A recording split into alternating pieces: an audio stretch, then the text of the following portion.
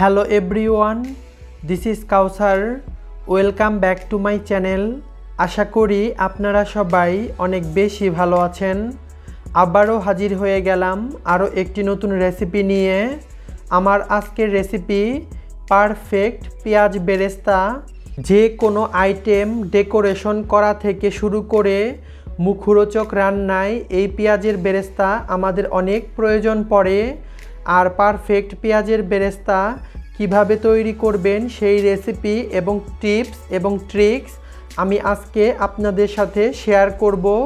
আরও শেয়ার করব আপনারা কিভাবে এই পেঁয়াজ বেরেস্তা মুচমুচে এবং দীর্ঘদিন সংরক্ষণ করবেন সেটিও আমি আজকে আপনাদের সাথে শেয়ার করব। আমার রেসিপিগুলো ভালো লাগলে প্লিজ আমার চ্যানেলটিকে সাবস্ক্রাইব করবেন আর পাশে থাকা বেল আইকনটি বাজিয়ে দিবেন যাতে করে যে কোনো নতুন ভিডিও আপলোড করলে আপনি সবার আগে পেয়ে যান। তো কথা না বাড়িয়ে চলুন ঝটপট শুরু করি। So let's go to my kitchen and make it.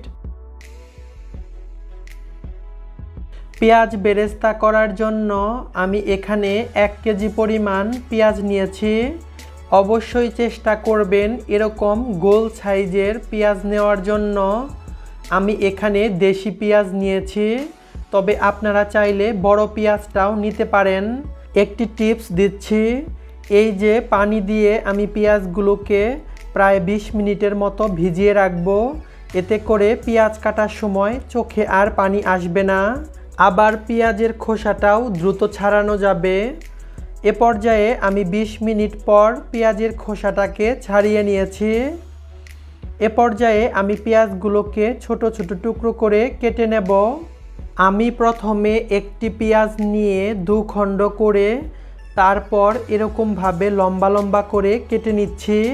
তবে আপনারা চাইলে এই পেঁয়াজটাকে গোল গোল করে রিং করেও কেটে নিতে পারেন। আর অবশ্যই খেয়াল রাখবেন যেন সবগুলো পেঁয়াজের পুরুত্ব সমান হয়, তাহলে পেঁয়াজগুলো বেরেস্তা করার সময় সবগুলো পেঁয়াজ একই সাথে বেরেস্তা হয়ে যাবে। তা না হয় কোনোটা আগে কোনোটা পরে এরকমভাবে বেরেস্তা হবে।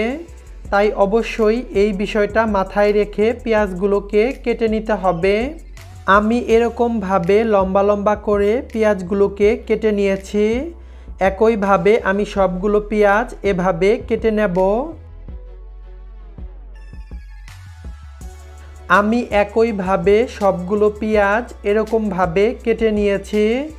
আর পেঁয়াজের মাঝে যে কোয়াগুলো থাকে সেগুলো একটার সাথে আরেকটা লেগে থাকলে হাত দিয়ে ছাড়িয়ে দিতে পারেন। তো আমি সেভাবে ছাড়িয়ে দিয়েছি। এ পর্যায়ে আমি চলে যাব পেঁয়াজ বেরেস্তা করার জন্য।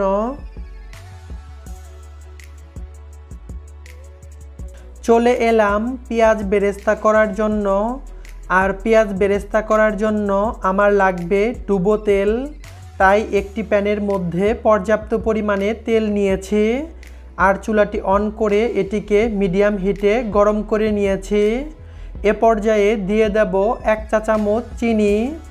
এই চিনিটা ক্যারামেলাইজড হয়ে পেঁয়াজের বেরেস্তাতে পারফেক্ট একটি কালার নিয়ে আসবে। আর পেঁয়াজ বেরেস্তাগুলোকে সংরক্ষণ করতেও এই চিনিটা সাহায্য করবে। অনেক মুচমুচে এবং ক্রিস্পি থাকবে অনেক দিন পর্যন্ত। তো তেল গরম হয়ে গেলে দিয়ে দেব পেঁয়াজগুলো। এ পর্যায়ে একটি চামচ দিয়ে পেঁয়াজগুলোকে এভাবে নেড়ে চেড়ে মিডিয়াম টু লো হিটে আমি এটিকে ভেজে নেব। 4 থেকে 5 মিনিট ভাজার পর পেঁয়াজগুলোর এরকম অবস্থা, পেঁয়াজগুলো সফট হয়ে গিয়েছে। আর এই পেঁয়াজগুলোকে আস্তে আস্তে সময় নিয়ে মিডিয়াম টু লো হিটে পেঁয়াজগুলোকে ভেজে নিতে হবে। কোনোভাবেই তাড়াহুড়ো করে ভাজা যাবে না। সময় নিয়ে আস্তে আস্তে মিডিয়াম টু লো হিটে পেঁয়াজগুলোকে ভেজে বেরেস্তা করে নিতে হবে। আর যদি পারফেক্ট পেঁয়াজ বেরেস্তা চান এবং দীর্ঘদিন সংরক্ষণ করতে চান তাহলে আমার দেওয়া টিপস এবং রেসিপিটাকে ফলো করে হুবহু এভাবেই আপনাকে পেঁয়াজ বেরেস্তা করতে হবে।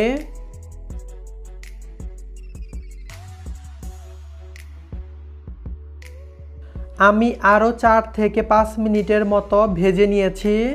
তো পেঁয়াজের কালারটা মোটামুটি চেঞ্জ হয়ে এসেছে, এটি কিন্তু আরও চেঞ্জ হবে।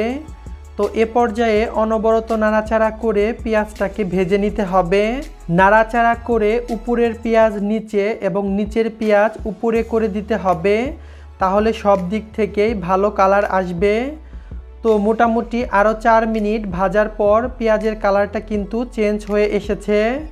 এ পর্যায়ে আমি আর 20 সেকেন্ড টাইম পাবো পেঁয়াজগুলো উঠানোর জন্য। এ পর্যায়ে আমি এরকম একটি প্লেটের মধ্যে টিস্যু দিয়ে তারপর আমি পেঁয়াজগুলোকে উঠিয়ে নেব, যাতে করে এক্সট্রা তেলটা অ্যাবজর্ব হয়ে যায়। আর এ পর্যায়ে চুলার আঁচ আমি অফ করে দিয়েছি।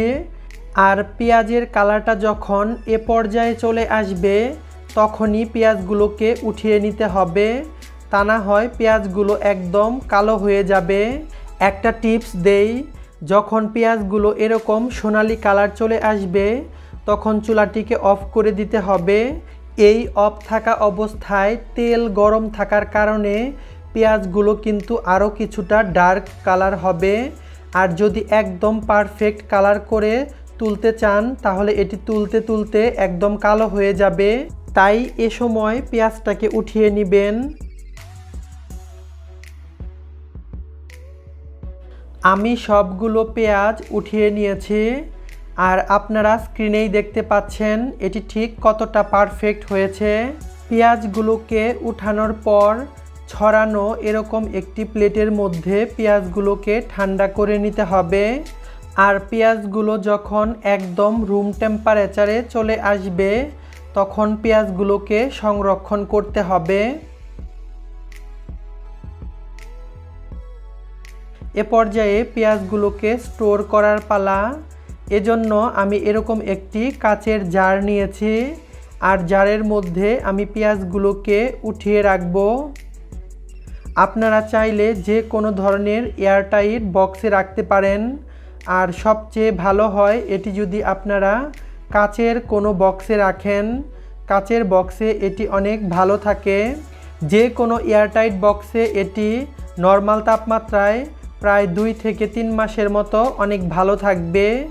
আর এটিকে নর্মাল ফ্রিজে সংরক্ষণ করতে পারেন প্রায় 6 থেকে 7 মাসের মতো। জাস্ট ফ্রিজ থেকে বের করে যতটুকু প্রয়োজন ততটুকু রেখে বাকিটা সঙ্গে সঙ্গে ফ্রিজে উঠিয়ে রাখতে হবে। আর যদি এটি বেশি সময়ের জন্য বাইরে রাখেন তাহলে কিন্তু এটি পানি ছেড়ে দিবে। পানি ছেড়ে দেওয়ার কারণে পেঁয়াজ বেরেস্তাটা তখন নরম হয়ে যাবে, তখন কিন্তু আর এটি দীর্ঘদিন সংরক্ষণ করা যাবে না। এ পর্যায়ে ঢাকনা দিয়ে আমি পেঁয়াজ বেরেস্তাটাকে স্টোর করব। আর আপনারা দেখতেই পেলেন এটি ঠিক কতটা ক্রিস্পি হয়েছে। রেসিপিটা ভালো লাগলে অবশ্যই লাইক, কমেন্ট অ্যান্ড শেয়ার করবেন। দেখা হবে নেক্সট কোনো রেসিপিতে। সে পর্যন্ত সবাই ভালো থাকবেন। আল্লাহ হাফেজ।